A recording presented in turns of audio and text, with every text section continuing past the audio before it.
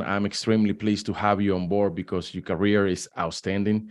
When I start doing the research on you and, everything that you have accomplished in the past, hands down, congratulations on everything you have accomplished. To be honest, this is a new program for you. I'm excited to hear about how everything it's been developing, within the last year, because it's almost a year since you being in the university.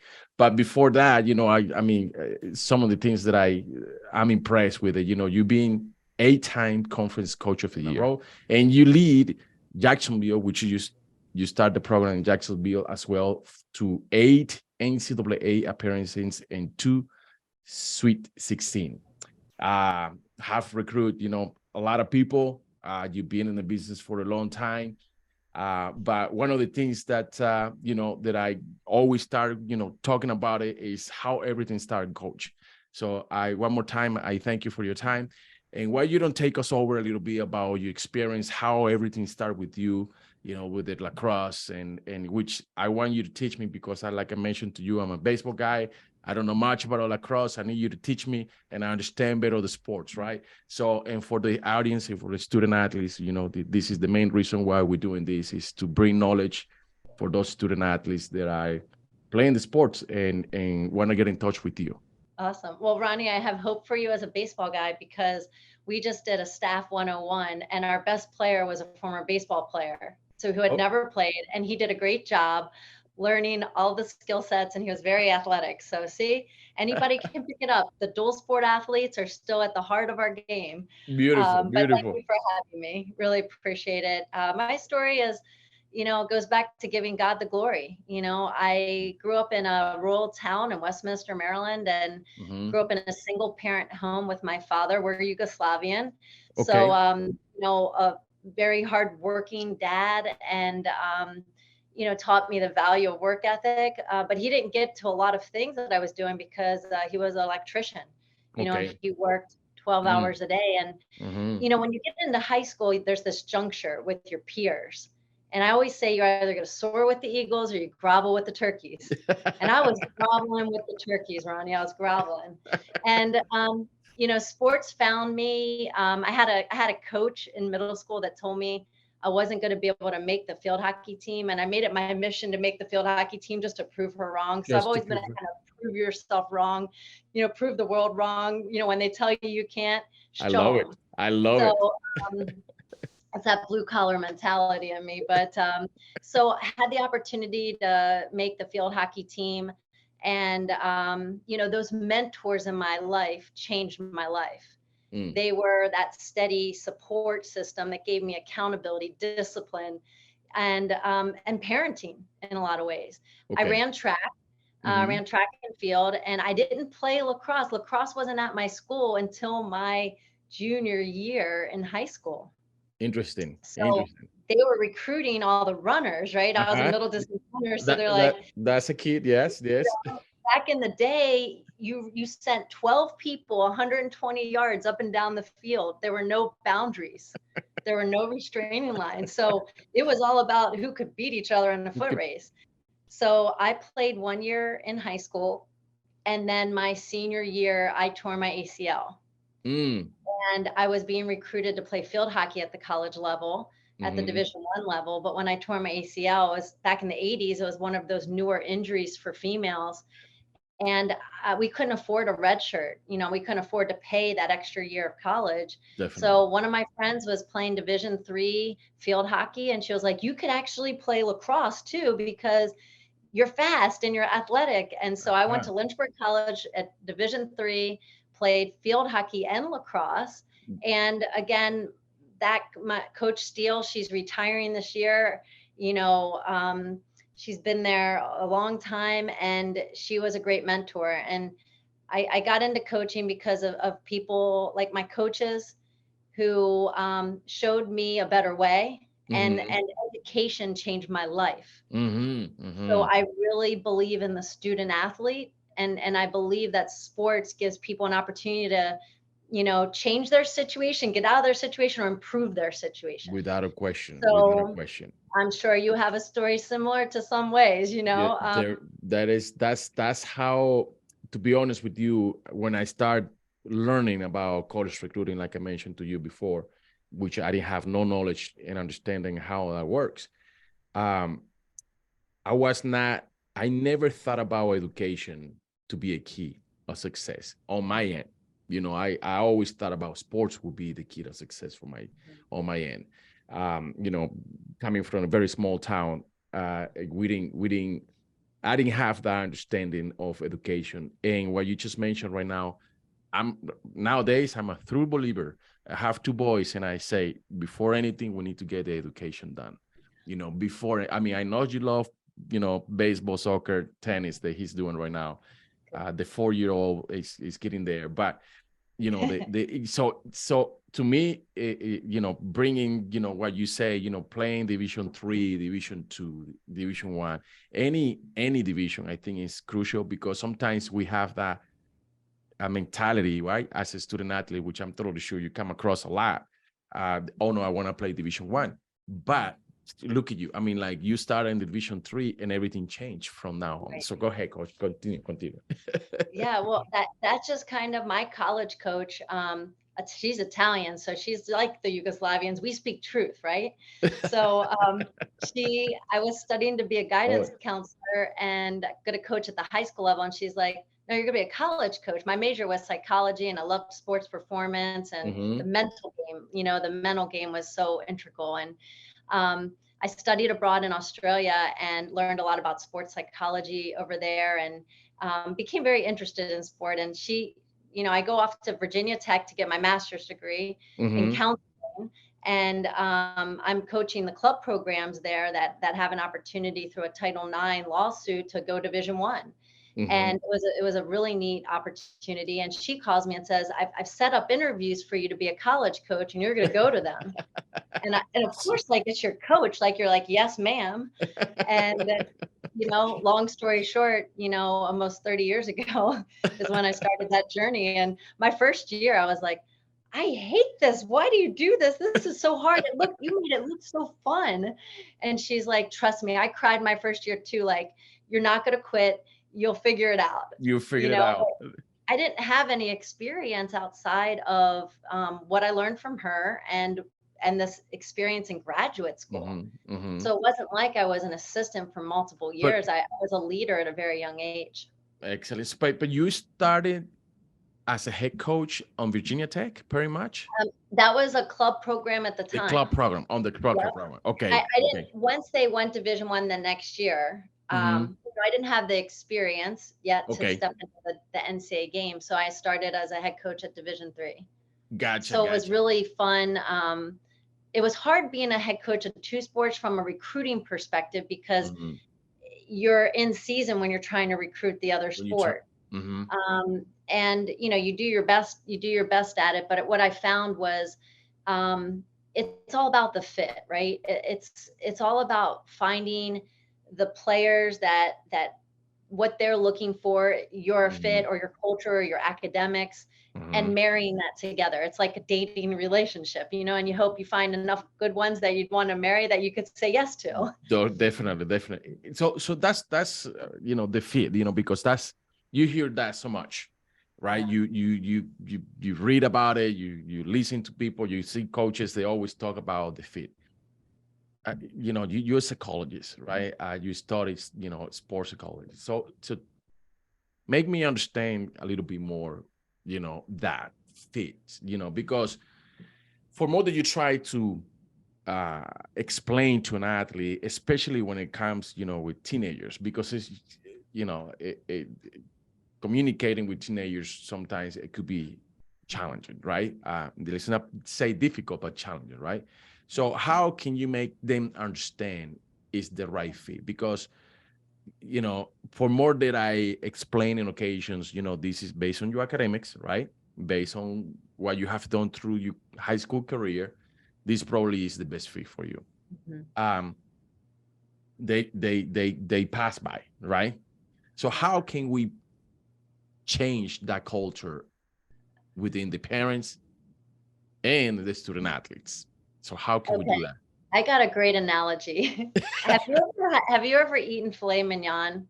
Yes. Mm-hmm. It's right. Like, I grew up on cube steak. right? Mm-hmm. It's not filet mignon, but like cube steak was all I knew. Yes, definitely. Right. But then you Mm-hmm. get a taste of filet mignon, and you're like, whoa, I almost passed that up because of my loyalty to my heritage of cube steak. Most definitely. Mm-hmm. And I try to tell parents, you got to cast a wide net and then narrow that down. And you do that by being open minded and growth mindset, and not about your journey, but your kid's different than you. And you might have an idea of what their talents are and where they fit.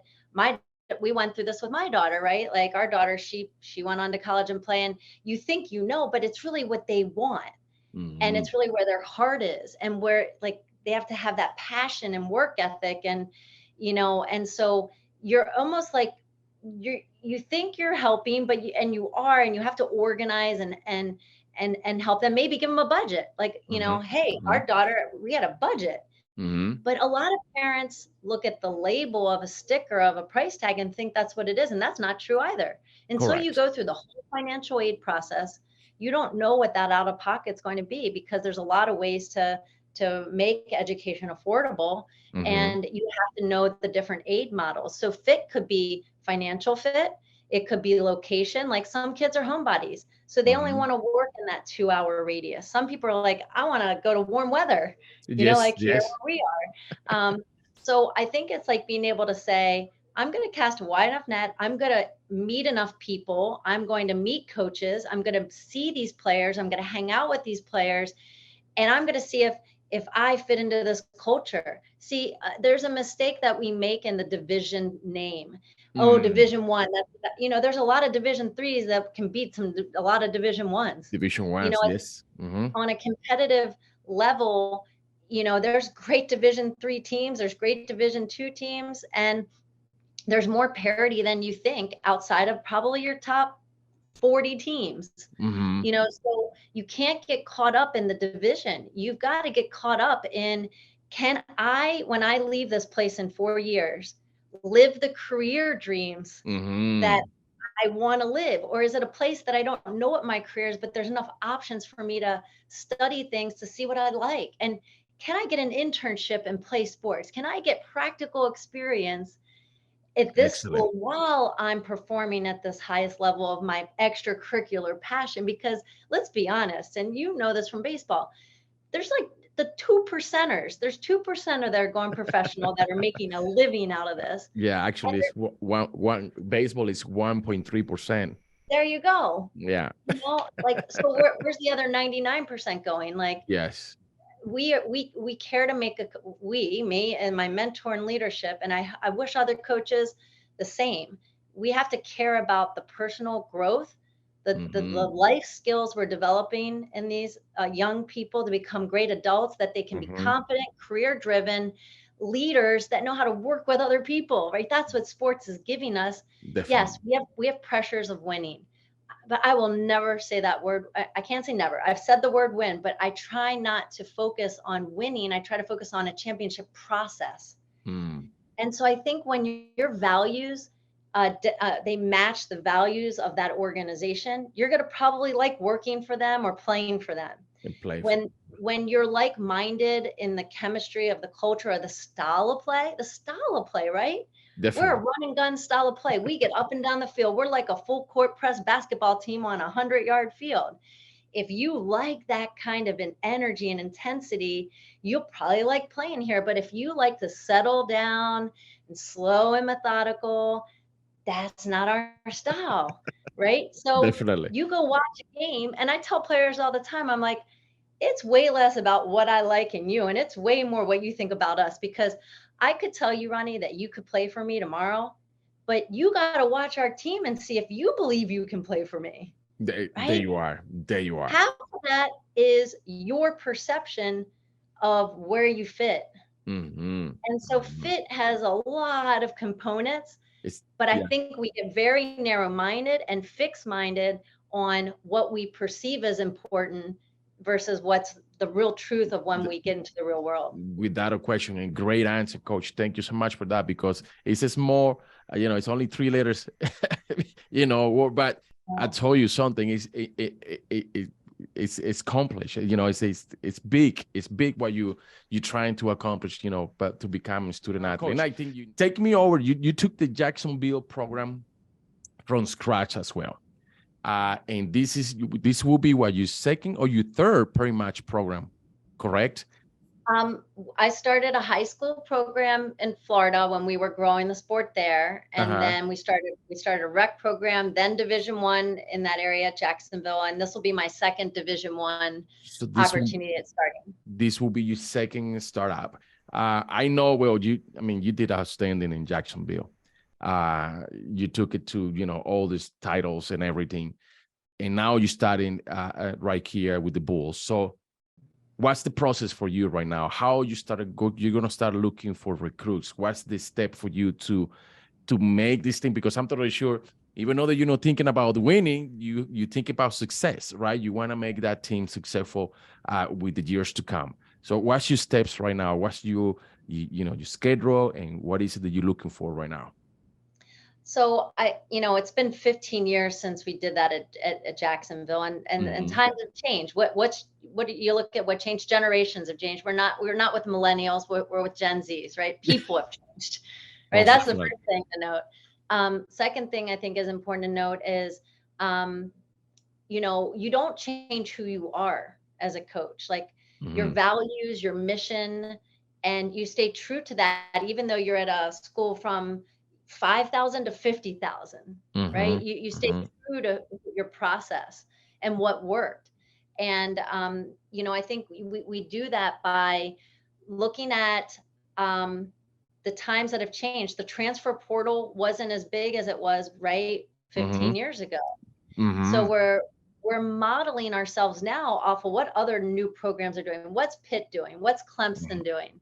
Right? So they're giving us a barometer, a radar of how to be successful in 2023. And yet then you have resources that you're contending with, right? You're making sure that you can compete with the resources, and being at a school that values wanting to give you the resources like USF has to be competitive at the Division I level. And we do this by we felt that starting with traditional classes, right? The transfer portal, the COVID fifth years are running out. It doesn't mean the transfer portal is not going to be wonderful still. It just means that I believe that you need to build a culture first. Without question. Right? You're going to be young. You're going to have an experience outside of the fifth years and the transfers you bring in, but your culture gives you sustainability, and it gives you a place and a space where people are learning how to be a championship program together. They're more invested in the bigger picture process than them just what they want themselves. So you got to find people that see the big picture, that see the vision, and they want to do something that that no one else will be able to put their name on, right? Like think about it. You're trying to find people that are saying, you know what, 40 years from now, I'm going to say I was the first member of that team, right? They're visionary leaders, and you have to find those kind of people that are attracted to that, because I've always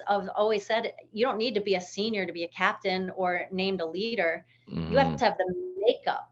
You have to have the makeup to want to do that. And I think you should let young people step into those roles to lead and not wait until they're perceived older. Some people are ready to go when they're 10, 11, 12 years old. Without a question. Yes. And so go ahead. No, go. So I was just going to say, we've committed our first class. I was hired June 1st. By August 1st, we had 20 players committed. 20 players. And it was a mixture of kids that decommitted from other schools because this opportunity didn't exist when they were there. Yes. A couple from JU came with me. A couple that were injured and didn't get the early recruiting, right? That were still out there. And then there was still a lot of kids, still the fastest growing sport in the country. It is. So we were able to, hit the ground running and recruit that class, because September 1st was starting the early recruiting for the class of 2024. So we needed to be ready for that. So during that time, you're hiring your staff, you're learning about the school to promote it academically, and you're learning about the leadership. And so we were able to then commit our second class of 2024s, and we have 15 verbally committed in that class. So we have 35 that aren't here yet. Okay. Now we're looking at some transfers in fifth years, because now you can get some of that experience. And next fall, we'll have 20 of those players or so come in, and we'll play a fall ball. So they'll play in October, and then in the spring we'll redshirt them, but we'll play some exhibition games. Okay. And we'll train. So like right now, you're trying to do the exhibition games. We'll do that next spring. Next spring. So, okay, next spring. Right now, no players are on campus. In August, that first group of 20 that I sent you on that picture, okay, above my head here. Yeah, I wish I have it here. Yes. Yeah, they'll come in August. They're all freshmen. They're all maybe freshmen. some transfers. They're all freshmen. Yeah, right here I see people from Colorado, from Connecticut. So those are the recruits, the new recruits that are coming from next August. Georgia, Maryland, Massachusetts, Virginia, Ohio, New York, New Jersey. I don't see no one from Arizona right here. What happened? Not yet, Ron. not yet. Now, this is very, very interesting, because I want you to explain to me how you do your recruiting. Because every coach has a different style. So what's the first thing you will look into a recruit? What you will see the videos, you will see the academics, how many times, you contact, they can contact you, right? Because we understand, that you cannot contact with your junior year, the whole deal, right? So explain to me a little bit how's your process right there. Film and video has been transformational. It's been, because you can get on the road, you can see people live, but you can always watch film. So, I think the first thing you're narrowing down is, we're competing in the American Athletic Conference. It's one of the top 3 conferences in the country. So you've got to work towards that talent, right? That talent pool.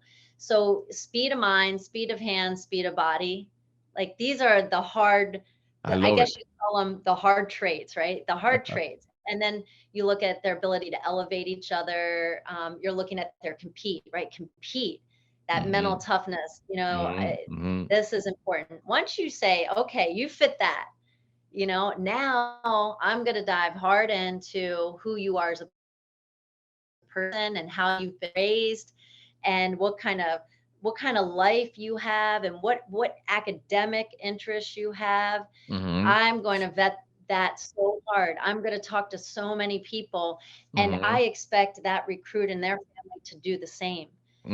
There's full transparency, right? Like I don't believe in negative recruiting. You should go and check everything out, because it's not about me. It's about what you want, right? So I think getting them on campus is very important, right? You've got to show them and let them feel and touch and see the flight, or you've got to be able to help them identify what the academic programs they're interested in. And you have to share your vision. We look for leaders. We look for players that are, care about each other. Our 5 pillars are family, love, trust, lead, serve, and faith. So we have a real identity as a team. And I need you to text me that. Yeah, I will. I'll text you that. But we want people to know who we are. We're mentors first, right? We're mentors, and then we hope we're good at coaching, or we shouldn't have been hired, right? So then we want to work with you. So if we can get them to our prospect days and our camps, and now like how are you coachable? Do you like my coaching style? Now you're finding that fit. Right. And the more exposure you get with those players, they start to separate themselves in recruiting. You're still going to always go after, everyone's got the blue chipper, right? Like you're going to go after the blue chip player, but even some of those blue chips aren't a fit for your culture. Most definitely. So it's just a process of being able to narrow it down to know I need 5 in this class or 12 in this class. So I need 300 at least to cast that net. And then I'm going to narrow this down until we find these perfect matches. August, you say, right? That's when we start the new season and everything.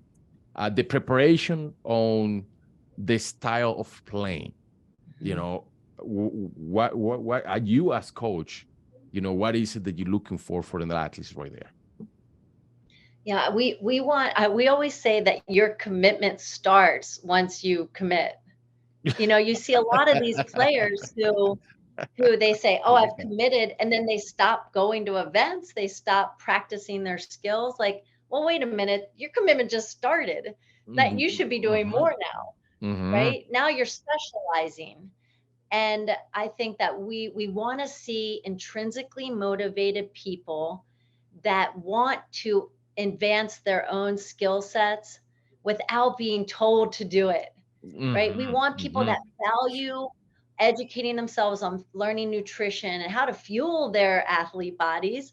You know, like we want people that want to learn how to leverage their education. You know, like you know these NIL deals, right? These we have the Fowler Collective.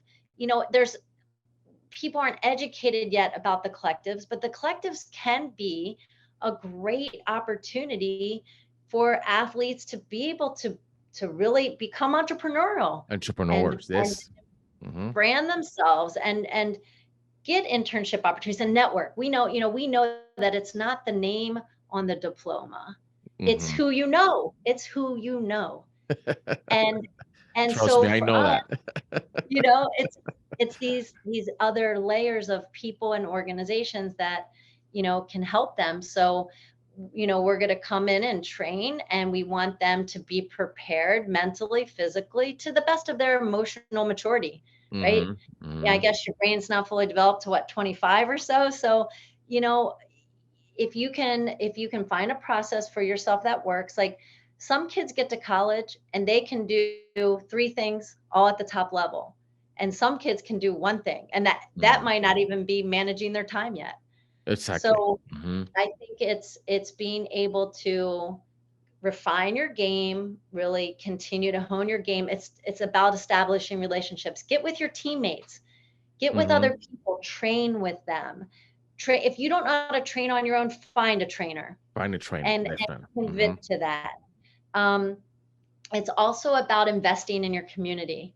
I think you got to give back. You have to go help those little kids want to be you one day. You got Excellent. to invest in what got you there. What was that little girl or little boy that fell in love with that game? And you've got to be that light and that love to those little kids.